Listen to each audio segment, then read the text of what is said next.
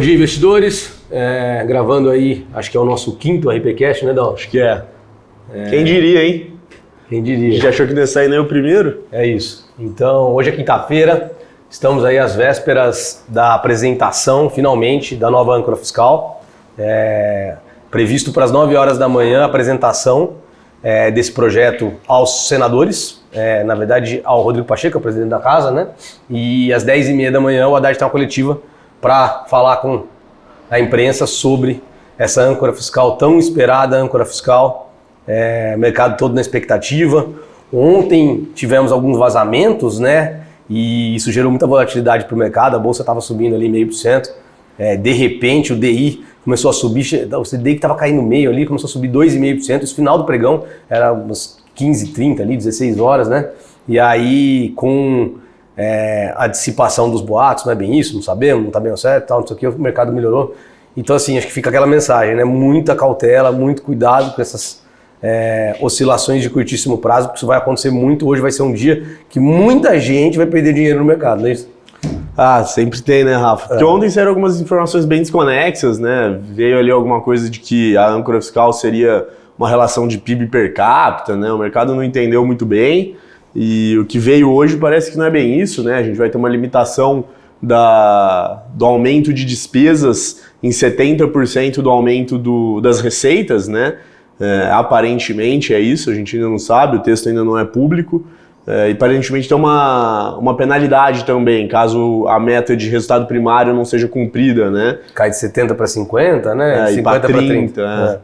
Então, acho que não tem muito o que falar antes de ver o texto de fato, né, Rafa? A gente deve ter esse anúncio aí às 10h30 e o mercado todo vai correr para analisar e tirar as conclusões, né? E mais do que isso, né? O texto é só o início de uma tramitação gigante, né?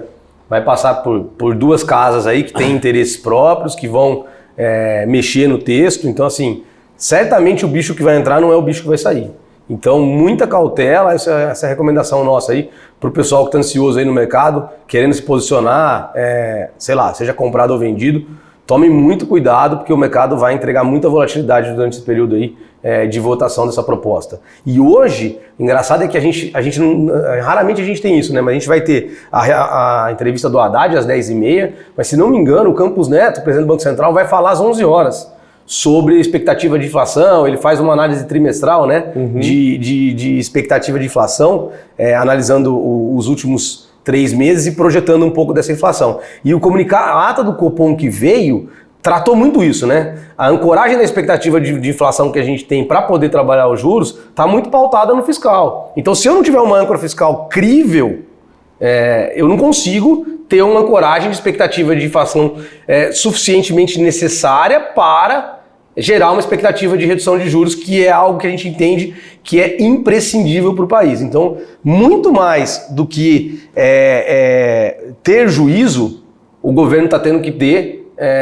muito mais do que fazer o que gostaria, o governo está tendo que ter juízo para entregar o que o Brasil precisa, né? Exatamente. Acho que seria legal, a gente sempre fala aqui de fiscal, né? Alguns podcasts a gente tem falado aí do fiscal, da importância do fiscal, mas explica um pouco pra gente assim, o que é essa regra fiscal e por que ela é tão importante para o país, para as contas públicas, né?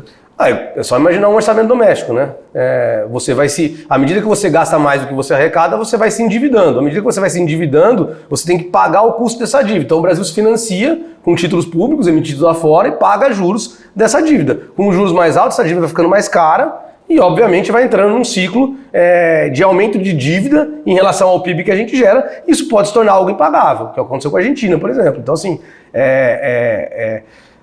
o mercado fica muito atento ao aumento de dívida dos países, porque o risco de crédito desse país vai afundando, né? Vai aumentando na medida que os juros aumentam, né? Porque você está pagando cada vez mais juros pela dívida pública que você tem. O risco do país vai aumentando, o que a gente chama de risco país, e obviamente o prêmio por esse risco tem que ser maior, o país tem que pagar mais caro para se financiar, e aí entra aquele efeito bola de neve, a coisa só vai piorando. Então é muito importante essa pauta, e é o que o mercado está de olho hoje, e vai ficar de olho principalmente nesses cenários em que a gente tem um governo que é um pouco mais preocupado com o social. Não que não deva ser, tá, gente? Mas se não tem compromisso com gasto público, gasto a qualquer custo, realmente o impacto é muito ruim para o país, né? Então, o mercado está de olho nisso. Vamos ver e vamos torcer para endereçar esse problema com essa nova regra fiscal, né? Que é o que eu falo muito, tá, pessoal? Muitas vezes a gente vê o nosso cliente aqui, o investidor, muito mais querendo ter razão do que ser feliz. Então, assim, tem razão de que esse governo é isso, é aquilo. Se confirmar essa razão, que esse governo é gastão, que esse governo não tem compromisso, vai ser ruim para todo mundo. Então vamos torcer para que não seja isso, vamos torcer para que o mercado consiga impor a esse governo uma regra fiscal que tenha que ser feita muito mais por obrigação do que por competência, mas que isso seja feito, porque é o melhor para todos nós, né? A gente está vendo um país hoje que está com um problema de crédito, está aumentando o desemprego de novo, e assim, tem um efeito global sobre isso, né? Não é só um efeito local aqui, né? Então assim, é um ciclo, né? E muito importante isso, tá, pessoal? Quando a gente vai fazer análise macro, né, a gente olha essas curvas, né, Dalton? Eu lembro em 2014 a gente tinha um juro lá de, acho que 14,5, né? Durante um ano a gente sustentou esse juro, a economia dando sinais muito ruins. E aí quando você tem sinais muito ruins na economia real, é um grande sinal de que os juros têm que começar a cair. Por quê? Você está tendo desaceleração econômica, você está tendo queda de inflação, aumento do desemprego. Isso tudo gera uma redução na expectativa de inflação. E aí os juros caem. Quando os juros caem, você tem uma injeção de liquidez no mercado. Essa injeção, primeiramente, né, majoritariamente, é feita através do mercado de capitais. Então você vê um movimento de alta, primeiro nas bolsas, e depois o reflexo disso nos mercados, na economia real. Então, cuidado, hein, pessoal? Não esperem, quem quiser se posicionar, não espere ver os reflexos disso na economia real, porque provavelmente você vai estar entrando numa bolsa cara. A primeira derivada é o reflexo no mercado de capitais, né? Depois a gente vai ter isso para a economia como um todo, né? Até porque é muito mais simples dessa liquidez chegar nos mercados de capitais, né?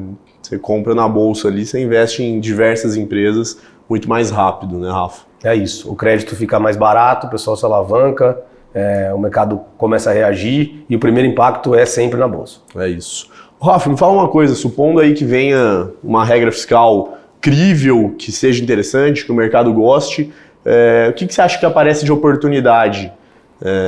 Acho que a bolsa, talvez uma das mais óbvias, mas você vê mais alguma coisa aí que seja interessante? Tem um play de renda fixa que eu gosto muito, né?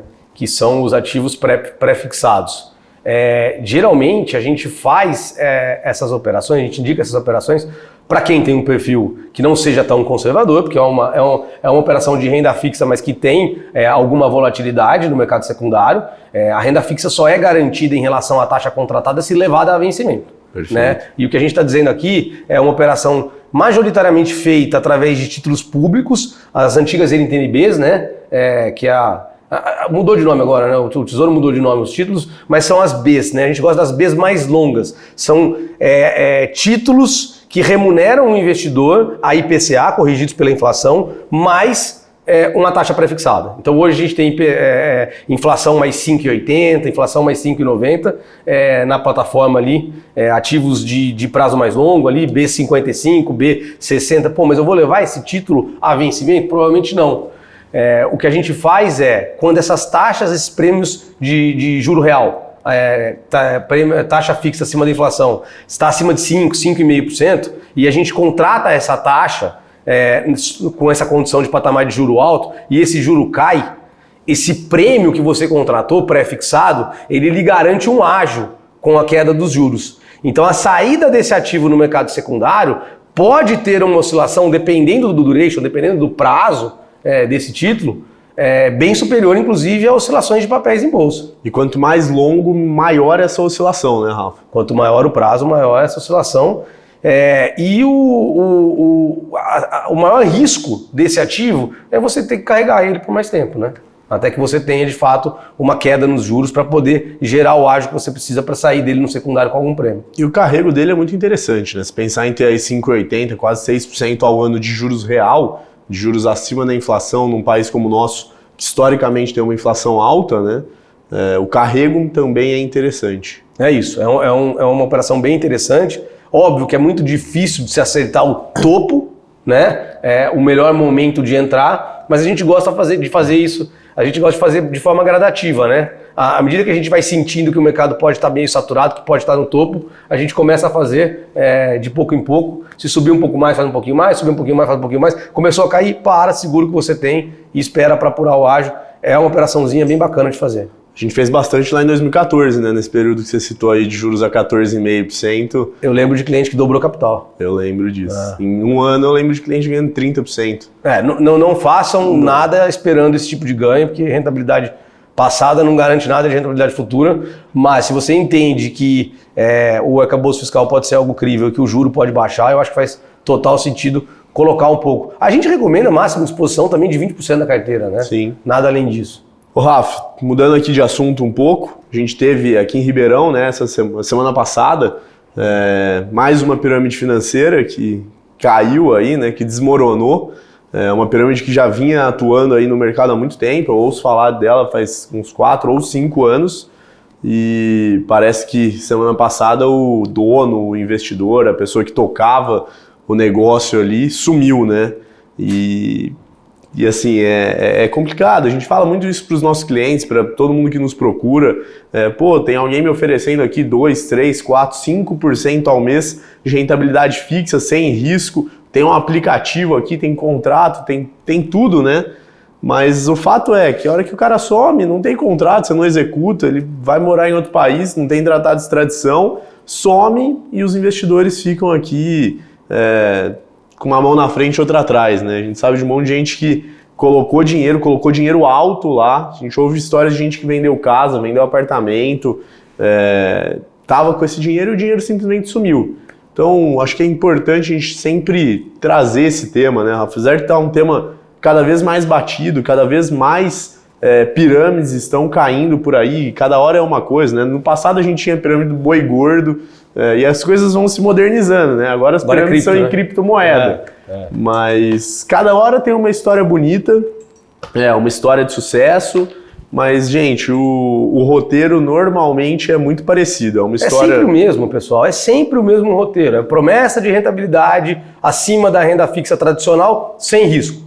Bom, como isso? Se a renda fixa sem risco me paga tanto, como você tem um negócio que você vai remunerar o meu capital, acima disso, sem risco, vai se remunerar adicionalmente, obviamente, porque você não vai trabalhar de graça, então você tem que ter um ganho ainda maior para me pagar uma rentabilidade prometida, isenta de qualquer tipo de risco, como é vendido, se remunerar e me remunerar 2% ao mês. Quer dizer, já é contra-intuitivo, já é meio óbvio que não dá para ser sem risco. Tá? Aí a pessoa vai lá e fala para você transferir o dinheiro para um CNPJ qualquer. Não existe isso, pessoal. O dinheiro sai do seu poder. O dinheiro sai do seu poder, você está transferindo seu recurso para um terceiro. Independente do que ele esteja fazendo com o seu dinheiro, o risco do CNPJ dele já está atrelado ao risco do seu capital que está investido através do CNPJ dele. Então, assim, prometeu rentabilidade, pediu para transferir titularidade diferente. Já são 2 fatores de risco aí que já não deveriam fazer com que você fizesse qualquer análise além disso. Quer fazer mais uma? Dá uma olhada no CNPJ, vê lá se está registrado na CVM, se não está, quem é esse cara, qual é o histórico dele. Mas assim, promessa de rentabilidade, titularidade diferente, pessoal, caiam fora. Aqui, cliente nosso, consulta o assessor, a gente conhece a maioria das operações, principalmente aqui da região, entendeu? A gente pode falar.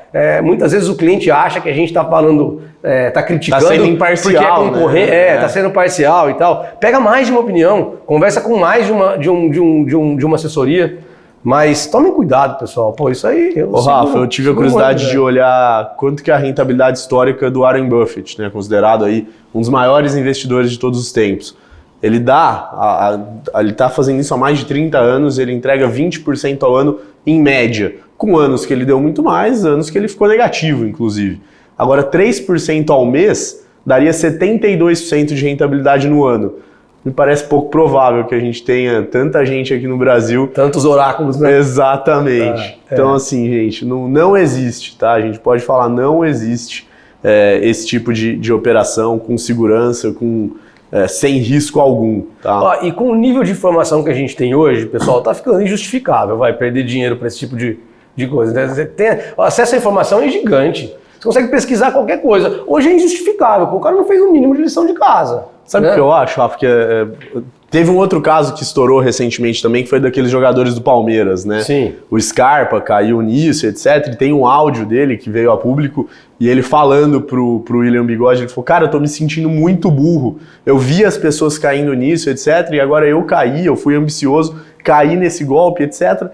E aí eu parei pra pensar, né? Pô, o cara já sabia, o cara via os outros caindo, achava que era burrice e caiu. Mas eu fiquei pensando, normalmente o cara que te oferece isso é um cara super gente boa, é um cara que vai ganhando sua confiança, é aquele cara que você vai ficando amigo e etc. Que você fala, pô, não é possível, esse cara não ia fazer isso comigo, esse cara, isso é diferente. Então, mas não tem que confiar no cara. Tem que confiar na sua capacidade de interpretar o que está sendo colocado à sua frente, independente de quem traga. Esse é o ponto. Veja o que está sendo oferecido, analise isso, veja se isso é algo crível, possível de se fazer, consulte as pessoas que você confia, que entendem disso e tome a sua melhor decisão. Mas hoje a gente tem informação suficiente para não ter desculpa de eu acreditei nele. Pô, pessoal, não dá, né? Não cabe mais no mundo que a gente vive hoje esse tipo de desculpa intelectual. E vai ter sempre, né? Agora as cenas de cripto, daqui a pouco a gente vai ter outra coisa. Não acaba. Eu acho que cripto é algo que é ainda mais difícil de se entender, né? Como é que você precifica a criptomoeda, né? Se eu vou analisar uma empresa, eu vejo o faturamento dela, eu vejo o endividamento dela, geração de caixa dela, quanto que ela está distribuindo de dividendo no ano. Então eu sei quanto que ela vale pelo retorno que ela me dá anualmente, né? Eu consigo analisar esse fundamento. Como é que eu faço isso com cripto? Quanto que uma cripto fatura? O que